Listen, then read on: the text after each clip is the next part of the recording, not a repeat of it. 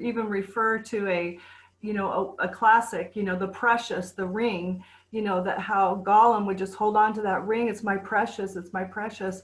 Yeah. And for me to hold on to the past and the way I want things to be and magnifying the negative, but being able to say, God, you've got this.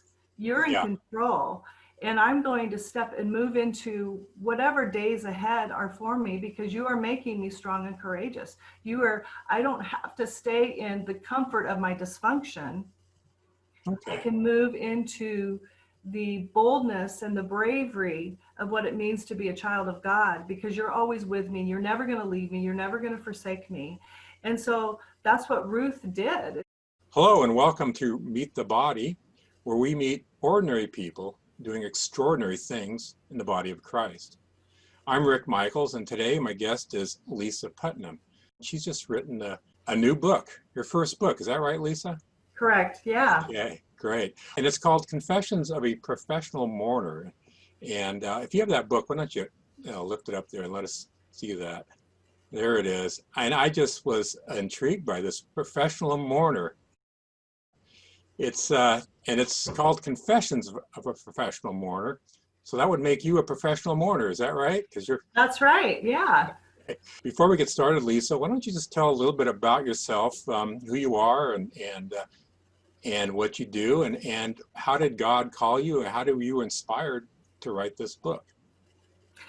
Well, I'm a mom and a grandmother to 5 beautiful grandchildren, and my husband and I have been married almost 35 years, and we are currently on staff my husband's on staff at Cedar Park Church in Bothell, and he serves in the capacity of a funeral director, which is interesting, even just connecting to this book, because I would have never have dreamed of that connection when the idea for this book came.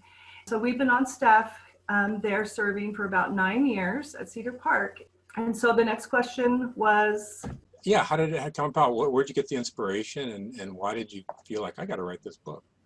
So about 20 years ago, so this has been a long birthing process for this book. So 20 years ago, I was really just taking some time. I still had young children, and was watching a program, and they mentioned something about professional mourners and in history and what that all entailed, and how they were people in the Bible that were hired to mourn a situation or mourn a person that usually of a high caliber in society. Okay. And so these people were, especially if he's not very well liked, I suppose he has hired somebody. Is that what you're saying? Right. So they hired these people, and you can see it all through Scripture, especially in the Old Testament and some in the New Testament, that they talk about the mourners, and those were probably people that were hired because they wanted to give they wanted to honor that person, and so they would hire these people, and these people would not even necessarily know the deceased. And they would conjure up and stir up their emotion to mourn this person. And the thought came to me, boy, I know a lot of people that stir up things that are really not necessary. Yeah. And the Lord spoke to my spirit, and he said, yeah, and you are one of them. And I felt so convicted, and so I began this process of just asking the Lord, how do I stir up things that when you have said it's finished? And so he brought me on this journey, several years of really excavating my heart and just showing me times where he is really trying to heal something in my heart. And I kept picking at it or stirring it up or making it more than what it was. And he just began to heal me and show me. And so what I did was I began to look into why I do that and what is the process to move from that situation.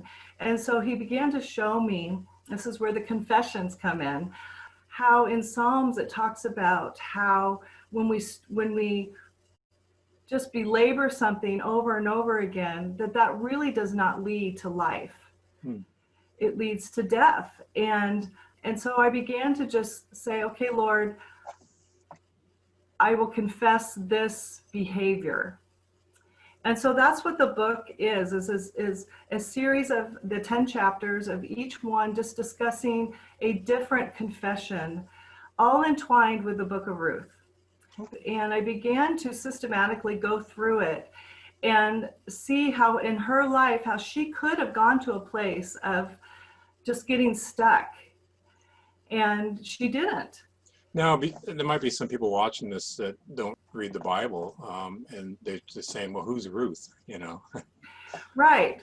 So Ruth was a Moabite, which is interesting in that she was, according to the Bible, you know, the Moabites really were not included because of some idolatry and practices that were ungodly, were excluded from the congregation to a degree. And so she was a woman that really chose to move from that place due to her mother-in-law Naomi, and come into back to Bethlehem, because what had happened was with Ruth's family, who she had married into, that family had left Bethlehem because of famine and had gone to Moab that was nearby because they were not experiencing a famine. And so that family began to experience all this heartache and all this loss. And so she was, I'm sorry, she was a Moabite? A Moabite. But she was living in Bethlehem. Which first... So what happened was, so the family, I'll backtrack a little bit. So the family she married into is Elimelech, who brought his wife and sons, 2 sons, to Moab during this famine. And during the famine, they lived there for almost 10 years. Okay. And in the process, the sons died. So Ruth's husband died, and Elimelech, the father, the patriarch, died. And so Naomi, this mother-in-law, found herself with these 2 daughter-in-laws and saying, what am I, okay, I don't know, this isn't my history. And so she decided to move back to Bethlehem. Okay. And so that's where we have Ruth and Orpah decide to walk with her back. And Naomi's like, okay, I don't have any, I'm an old lady. I'm not going to have any more children. So it's not like I can provide for you a husband. But that's where we get that wonderful scripture that maybe even if you haven't been in church a lot, you may have heard it in weddings, where it says, entreat me not to leave. In other words, don't make me leave you, Naomi. I want to follow you. Okay. And so she made herself strong to follow Naomi into Bethlehem, whereas Orpah decided to go back to Moab. And so we find Ruth in this country that she doesn't know anything about. All she knows is what Naomi has shown her and what Naomi has expressed in her faith and shown in her character. And so Ruth has really followed that and found that this woman, this Ruth, became almost like a friend to me, because I started seeing correlations in her life that she could have gone one direction, but she didn't. In fact, she could have even faced discrimination and everything because she was not, from Bethlehem, but she stuck it out. So why do you call her a professional mourner then? Well, I was basing it more off of me and how her life really expressed that view, and that I don't have to be a professional mourner any longer because of her example to me and the example of scripture, that I can bring my confessions to the Lord. I can say, so one of them, I can reject the rejection that I have felt in my life. I don't have to be a person that stays bound to a comfort in a situation, that really the Lord is saying, I have made you strong to walk forward. And you can be strong and courageous. You don't have to live in the comfort of your dysfunction any longer. You can take that and be brave and move forward in strength, because this woman, Ruth, moved forward in strength and was able to see her whole estate redeemed because of that. Okay. Without any guarantee that there was going to be anyone there for her or that they would even want to marry her, because it was highly likely that she would be discriminated against because of being from a different place, especially a place that God had said, you know, they had ungodly practices, and so we're not going to intermarry with them. We're not going to be a part of their lives. Okay.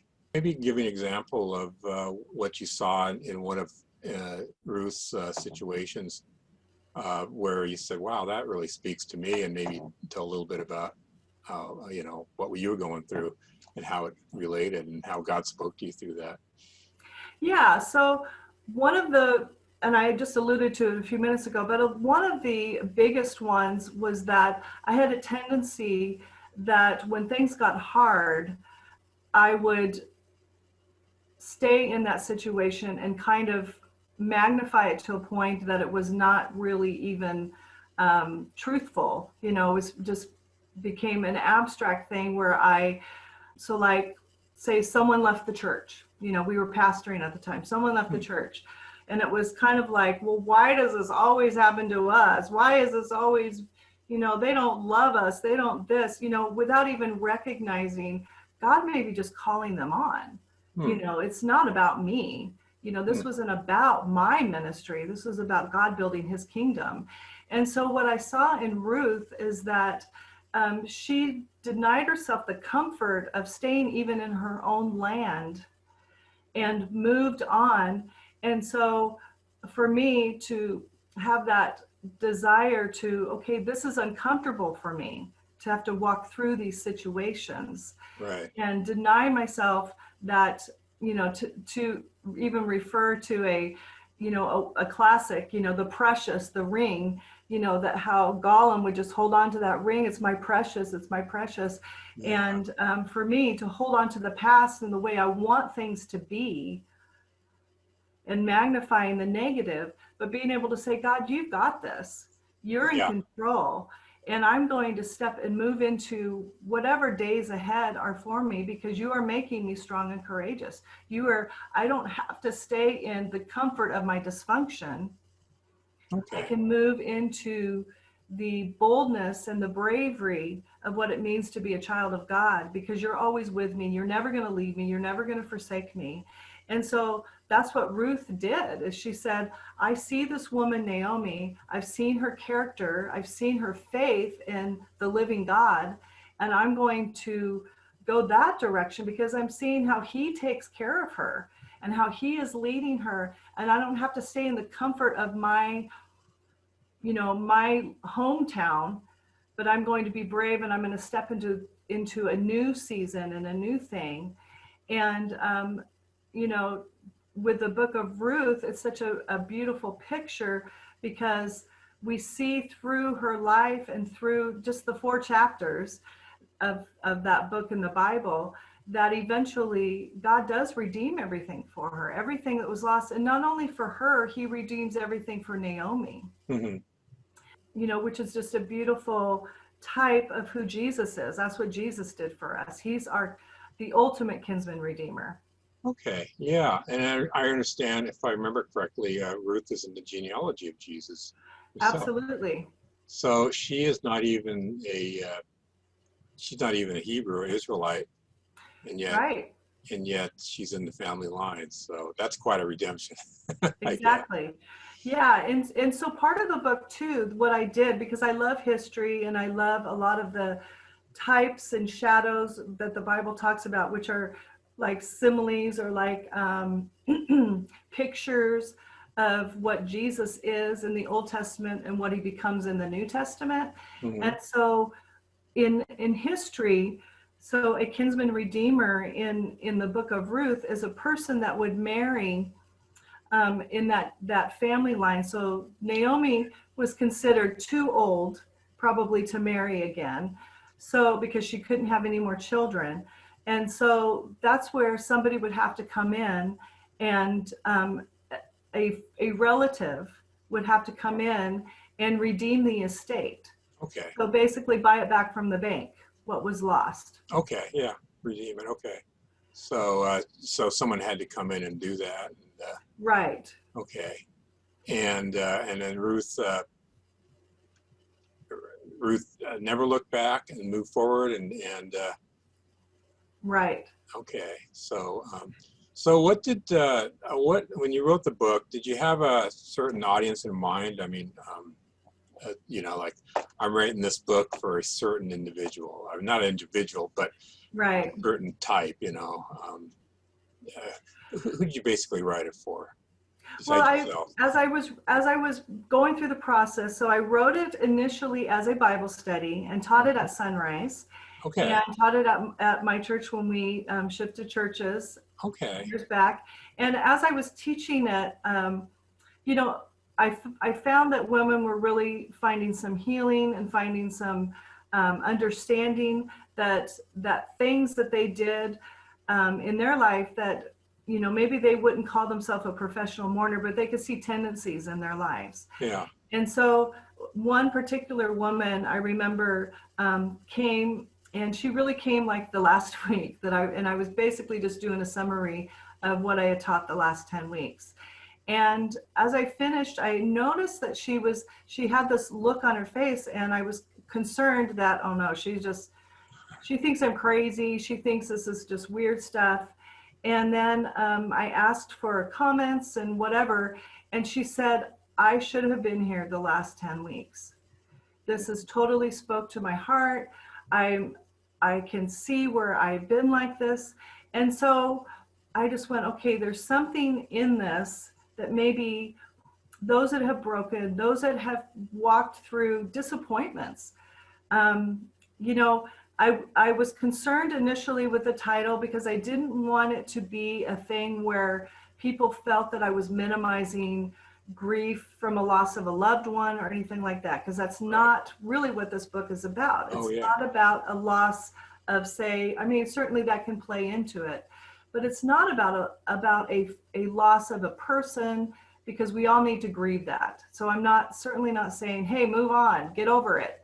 You know, it's more of the mourning of the disappointments and the losses and the regrets that we find ourselves walking in because of choices and missteps and, you know, things that we did, even sin in our life, that the enemy comes in and says, you're never going to get over that. They're never going to see you any differently. You know, you've blown it past the point of God doing anything for your life. And then here I see Ruth, who in all reality should have been excluded from the, you know, the genealogy of Jesus, but she's included in it because of the redemption that who she ended up marrying was Boaz, and who's a beautiful picture of Jesus, that he came to redeem our estate. Everything that we've lost, everything that we've blown it and done wrong, even ungodly practices in our lives, or even our family line. You know, I've found that the enemy will lie to you even about a family situation that had nothing to do with you.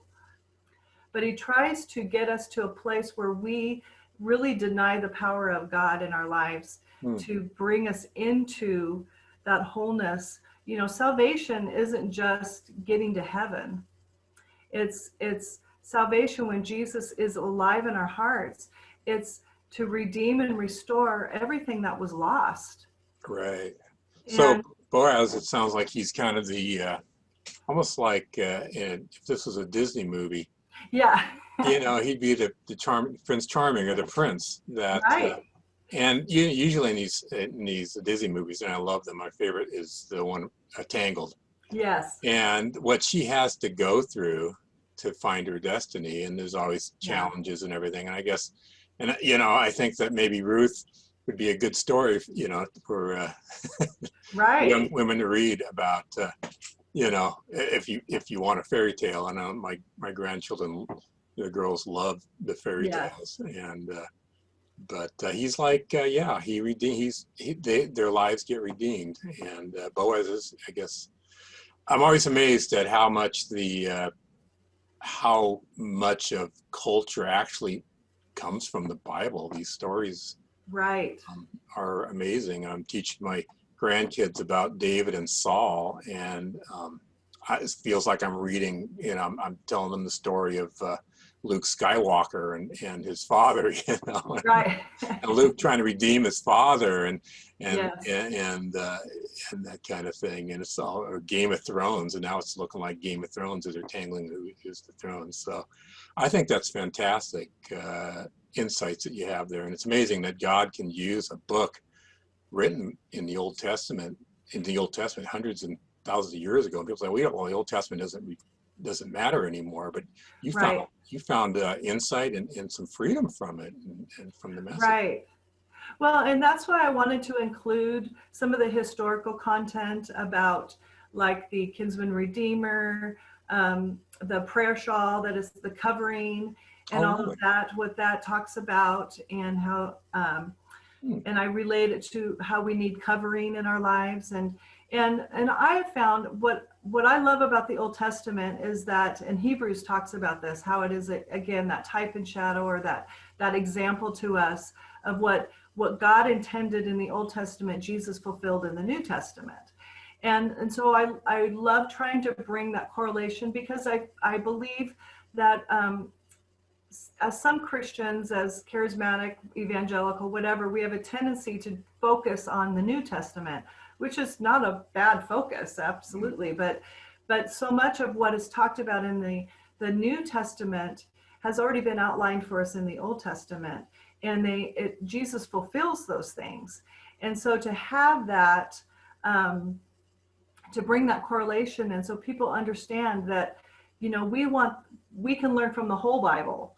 We can learn from these examples to us, like, what a titsit is, the binding and the twisting of the cords, when Jesus says, or when it talks about how we find healing in his wings. Well, that's really relating to the prayer shawl and the little tassels on the bottom.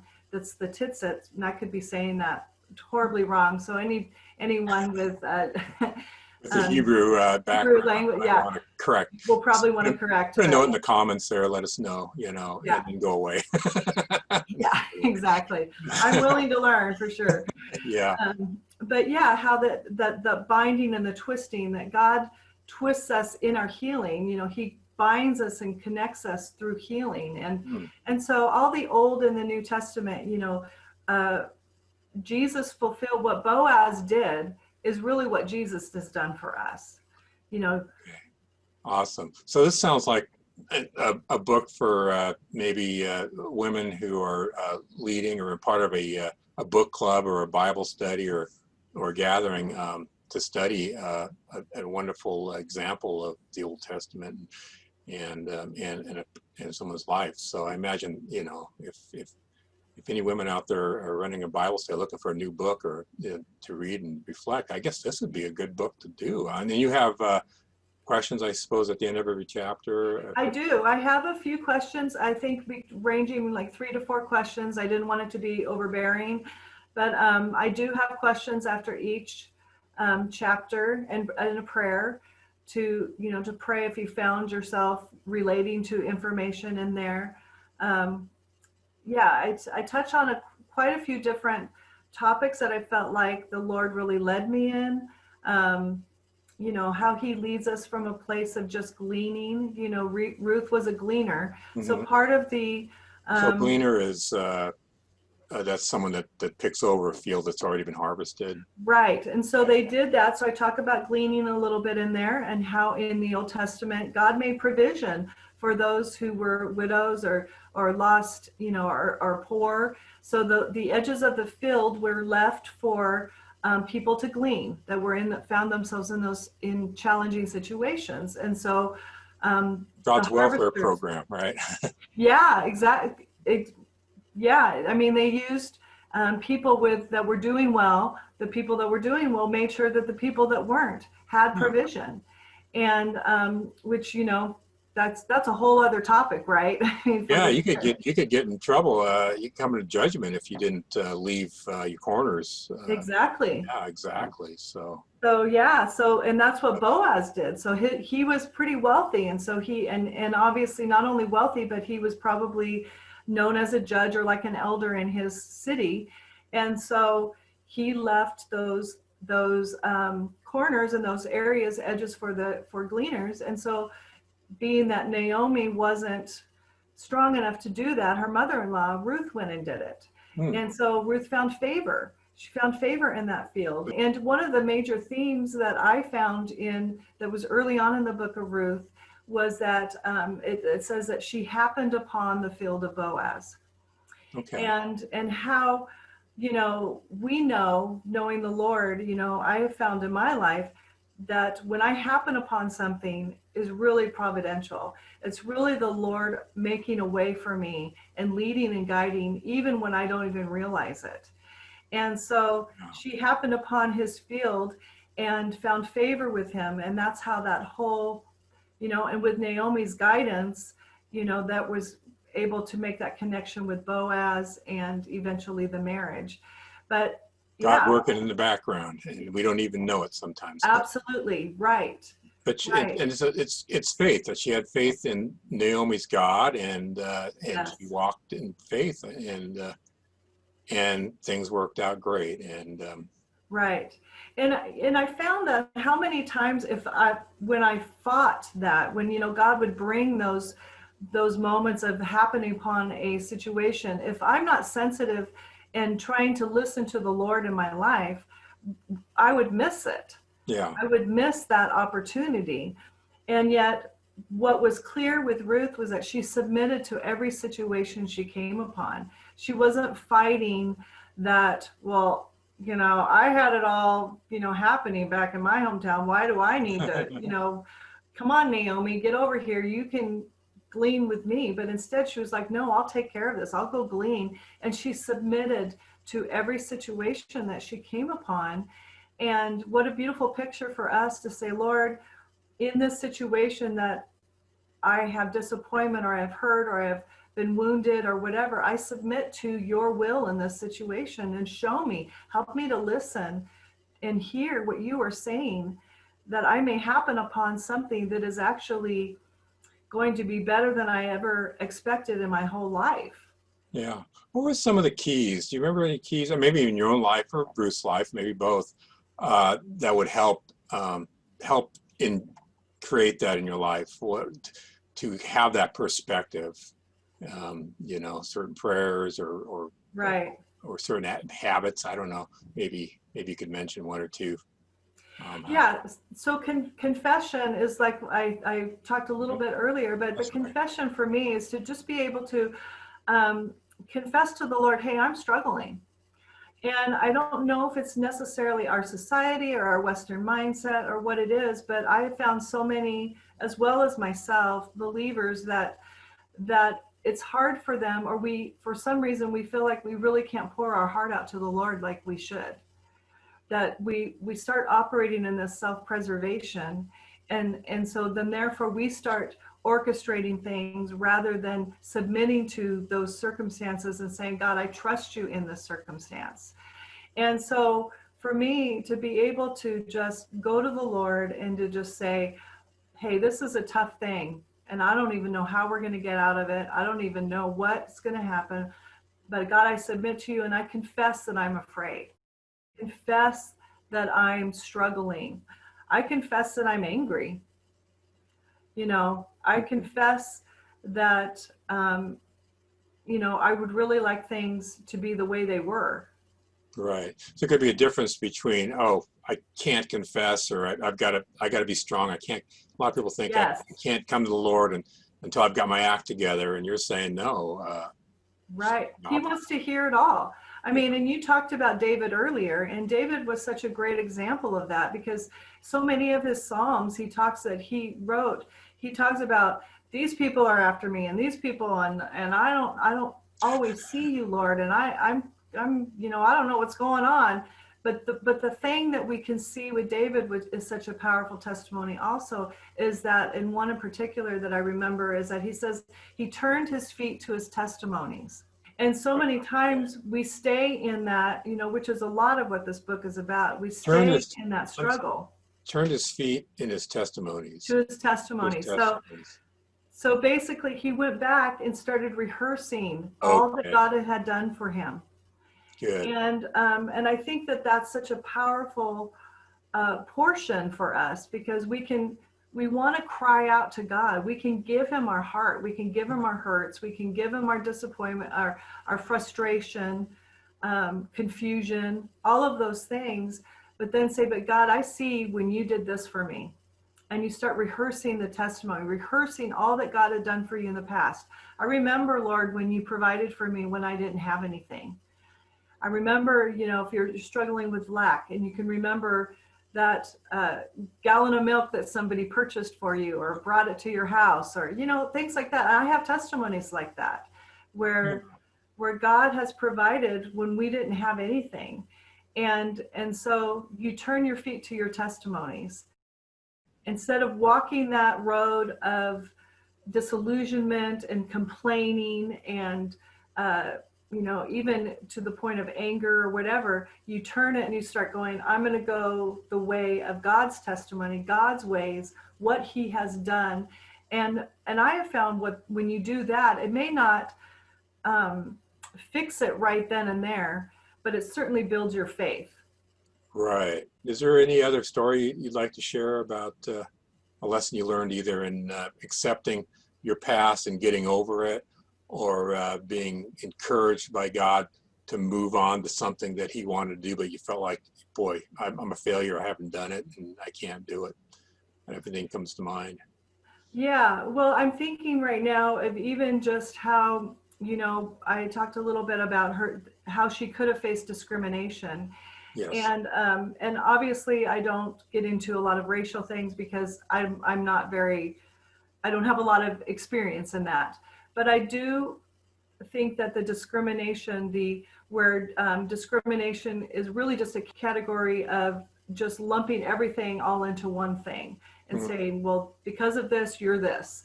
And so she could have faced that because, oh, you're a Moabite, so you must be like this. You must be an idolatry, or you must be, done horrible practices in your faith.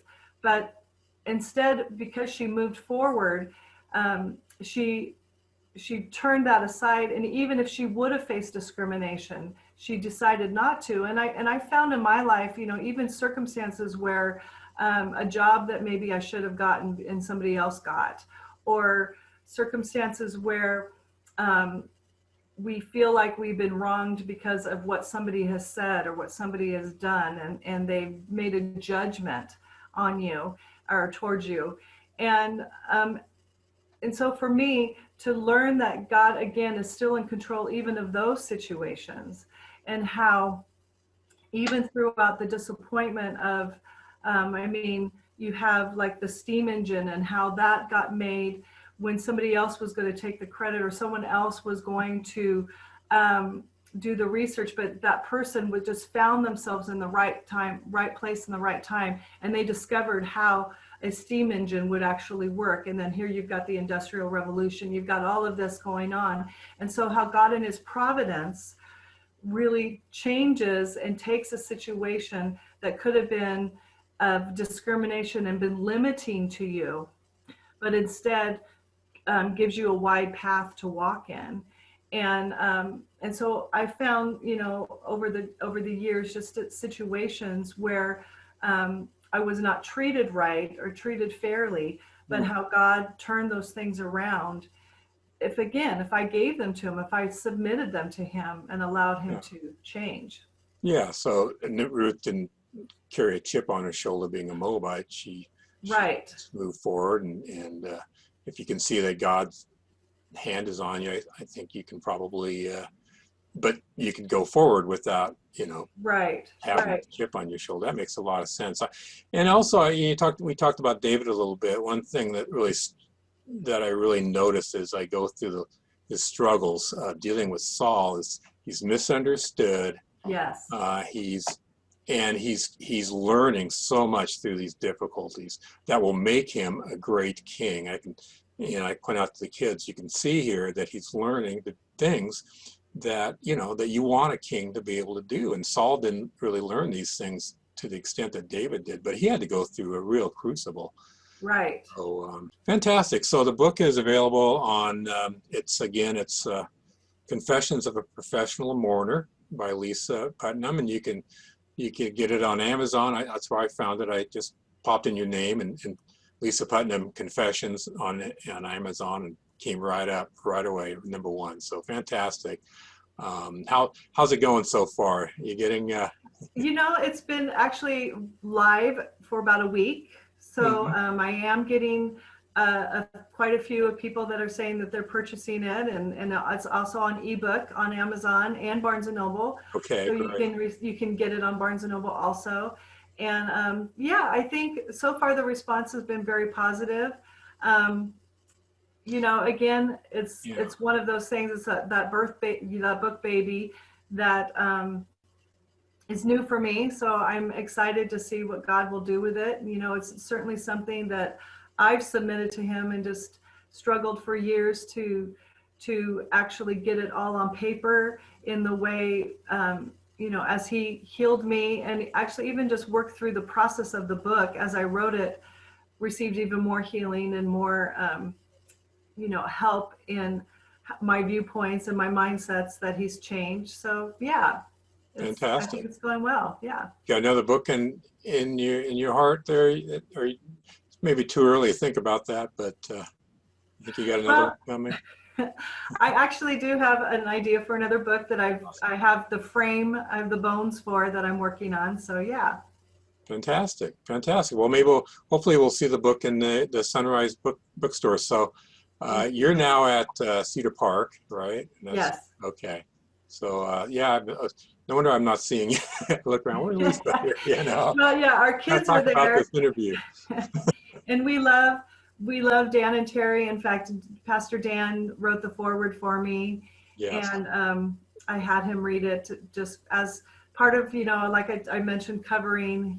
He's part of my covering. He and Terry, and so and yeah. he loved it. He was effusive in his praise. And I tell you, man, he knows the Bible so well, and he was especially excited. He even mentioned a couple chapters he really liked. So there's a Yeah. lot of good stuff in there, people. Get a hold of it, and maybe we'll get it in the Sunrise bookstore too.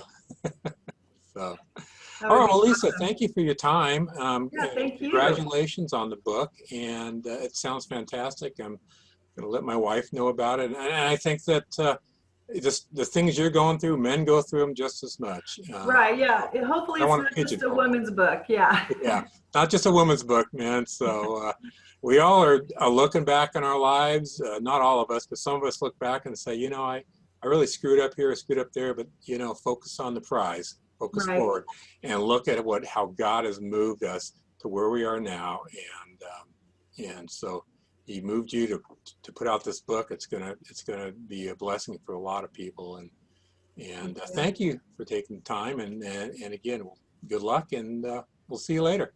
All right. Thank you. Bye bye. Bye.